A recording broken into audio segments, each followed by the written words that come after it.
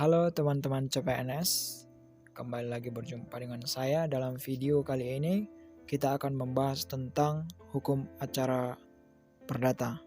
Pada bagian ini, kita akan membahas 10 soal dan jawabannya. Semoga teman-teman menikmati video ini. Terima kasih. Untuk teknisnya, saya akan membacakan soalnya terlebih dahulu. Kemudian setelah saya selesai membacakan soalnya, silahkan teman-teman pause videonya untuk menentukan pilihan saudara. Setelah itu, silahkan lanjutkan videonya untuk melihat kunci jawaban. Terima kasih. Mari kita mulai. Untuk soal nomor 1, lelang menurut Peraturan Menteri Keuangan dibedakan menjadi A. Lelang balindo, B. Lelang sukarela, C. Lelang wajib, D. Lelang eksekusi dan lelang non-eksekusi wajib dan atau sukarela. Silakan teman-teman memilih jawaban. 5, 4, 3, 2, 1. Untuk jawaban nomor 1 yaitu D. Lelang eksekusi dan lelang non-eksekusi wajib dan atau sukarela. Selamat untuk teman-teman yang benar nomor 1. Kita lanjut soal nomor 2. Untuk memastikan siapa para pihak dalam suatu perkara dan untuk memudahkan menyampaikan panggilan atau pemberitahuan dalam surat gugatan merupakan tujuan dari A. Petitum, B. Ultra petita, C. Fundamentum petendi, D. Tujuan utama pencantuman identitas. Silakan teman-teman memilih jawaban. 5, 4, 3, 2, 1. Untuk jawaban soal nomor 2 yaitu D. Tujuan utama pencantuman identitas.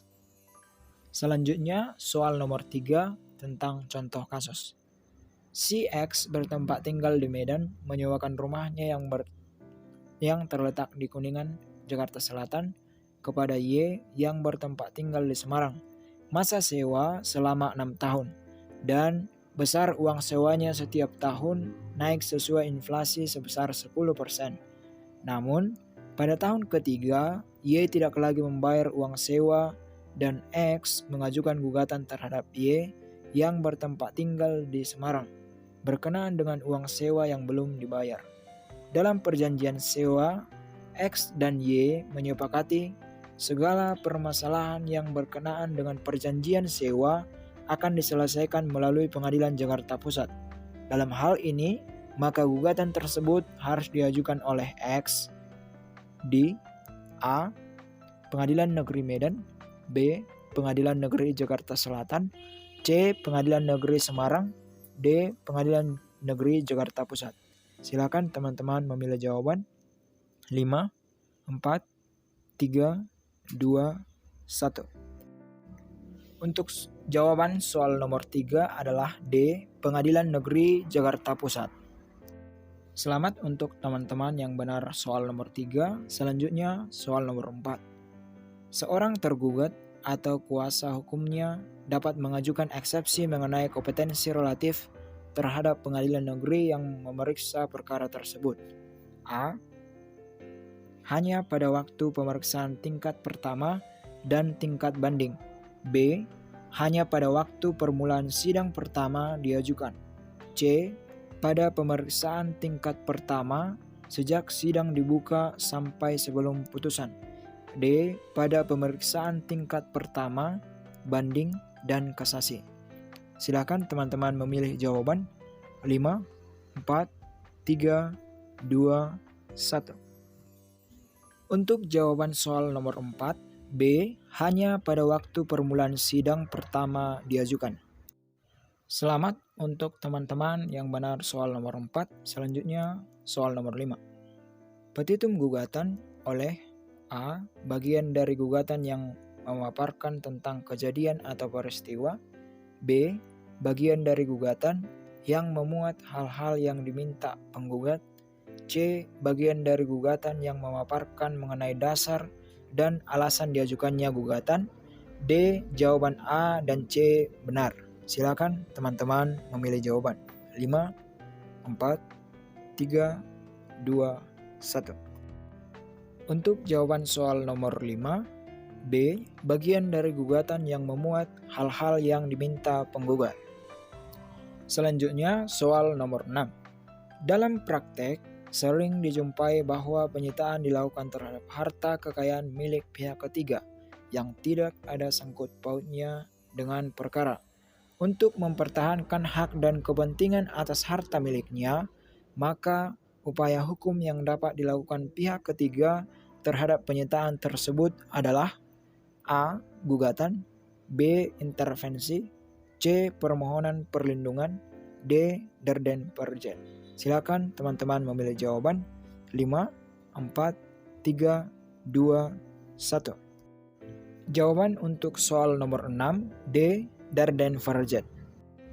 Selanjutnya, soal nomor 7. Tussenkomst adalah A. Masuknya pihak ketiga dalam suatu perkara yang sedang berlangsung menggabungkan diri dengan salah satu pihak dalam perkara. B. Masuknya pihak ketiga dalam suatu perkara yang sedang berlangsung tidak memihak kepada pihak tergugat ataupun pihak penggugat untuk membela haknya sendiri. C. Masuknya pihak ketiga dalam suatu perkara yang sedang berlangsung karena ditarik oleh pihak tergugat. D. Masuknya pihak ketiga dalam suatu perkara yang sedang berlangsung karena ditarik oleh pihak penggugat. Silakan teman-teman memilih jawaban. 5, 4, 3, 2, 1. Jawaban soal nomor 7, B. Masuknya pihak ketiga dalam suatu perkara yang sedang berlangsung tidak memihak kepada pihak tergugat ataupun pihak penggugat untuk membela haknya sendiri.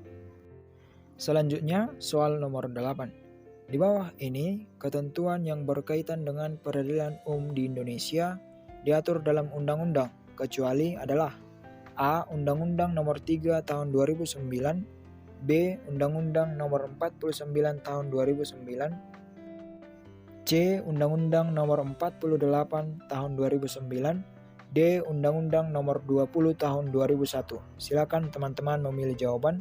5, 4, 3, 2, 1. Jawaban untuk soal nomor 8, Undang-Undang Nomor 20 Tahun 2001. Selanjutnya soal nomor 9. Hukum acara perdata adalah A. Peraturan hukum yang mengatur bagaimana caranya menjamin ditaatinya hukum perdata material dengan perantaran hakim. B. Peraturan hukum yang mengatur bagaimana caranya menjamin ditaatinya hukum perdata material dengan perantaran arbiter. C. Peraturan hukum yang mengatur bagaimana caranya menjamin ditaatinya hukum perdata material dengan perantaran pihak ketiga.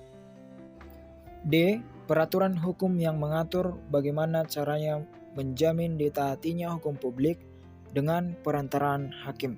Silakan teman-teman memilih jawaban. 5, 4, 3, 2, 1. Jawaban soal nomor 9 adalah A. Peraturan hukum yang mengatur bagaimana caranya menjamin ditaatinya hukum perdata material dengan perantaran hakim. Soal nomor terakhir, nomor 10. Bestuurrechtzielen merupakan istilah A. Sengketa yurisdiksi, B. Sengketa individu, C. Sengketa pemerintahan, D. Sengketa negara. Silakan teman-teman memilih jawaban. 5, 4, 3, 2, 1.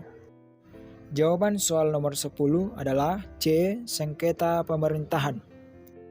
Demikianlah soal pembahasan hukum acara perdata dalam video kali ini. Semoga bermanfaat bagi teman-teman yang akan mengikuti ujian CPNS, dan jangan lupa tetap dukung channel ini dengan cara like, comment, subscribe, dan share sebanyak-banyaknya sehingga semakin banyak yang boleh ikut sama-sama belajar. Terima kasih, sampai jumpa pada video berikutnya. Tetap stay tune.